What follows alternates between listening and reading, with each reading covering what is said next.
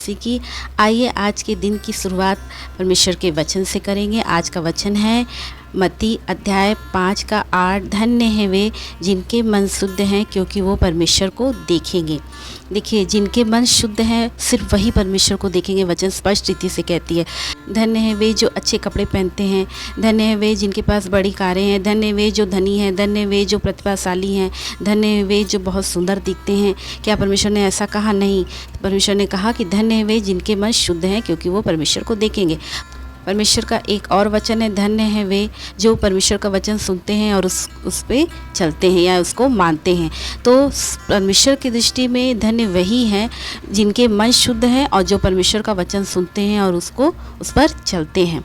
और आज संसार धन्य किसे समझता है? संसारिक दृष्टि से देखा जाए तो संसार धनी लोगों को धन्य समझता है, बहुत खूबसूरत लोगों को धन्य समझता है। खुद खूबसूरत लोग खुद को धन्य समझते हैं, खुद धनी लोग खुद को धन्य समझते हैं, खुद पैसे वाले लोग खुद को धन्य समझते हैं, खुद अच्छे कपड़े पहनने वाले खुद को धन्य समझते हैं।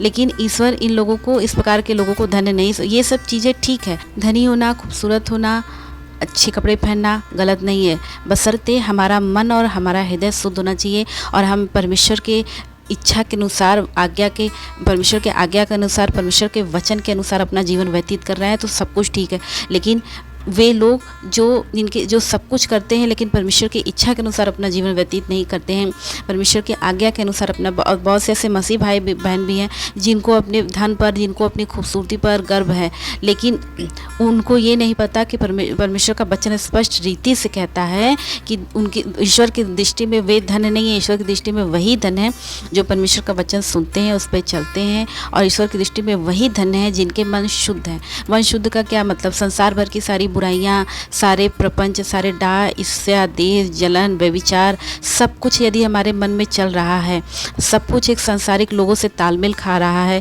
सांसारिक लोगों से और हमारे विचारों, सांसारिक लोगों के विचारों में और हमारे विचारों में यदि कोई फ़र्क नहीं है तो हमारा मन शुद्ध नहीं है। हमारे मन में तमाम प्रकार की वो सारी बुराइयाँ हैं जो सांसारिक लोगों के पास है, क्योंकि उनके पास प्रभु नहीं है, वो प्रभु को नहीं जानते। लेकिन जो प्रभु को जानते हैं, जो यीशु मसीह के वचनों को पढ़ते हैं, बाइबल पढ़ते हैं और फिर भी वचन के अनुसार अपना जीवन व्यतीत नहीं करते हैं, तो ऐसे लोग अपने आप को धन्य कभी नहीं समझ सकते और ना ही वो ऐसे लोग धन्य हो सकते हैं ईश्वर की दृष्टि में। इसलिए हमें सबसे पहले अपना हृदय और अपना मन शुद्ध और पवित्र करना है। मन एक बालक के समान होना चाहिए। बालक के मन में देखिए कोई भी ईर्ष्या, द्वेष, जलन, एक छोटे बच्चे को देखिए, कोई भी अपना पराया, कोई भी बुराई, उसके अंदर कुछ भी नहीं, बिल्कुल कोमल हृदय, उसका कोमल मन होता है। परमेश्वर एक बालक के समान चाहता है कि हमारा हृदय और हमारा मन हो। लेकिन यदि हम मसीह में होते हुए, यदि हम प्रभु को जानते हुए परमेश्वर की आज्ञाओं पे नहीं चलते, नहीं मानते, तो हम ईश्वर की दृष्टि में कभी धन्य नहीं हो सकते।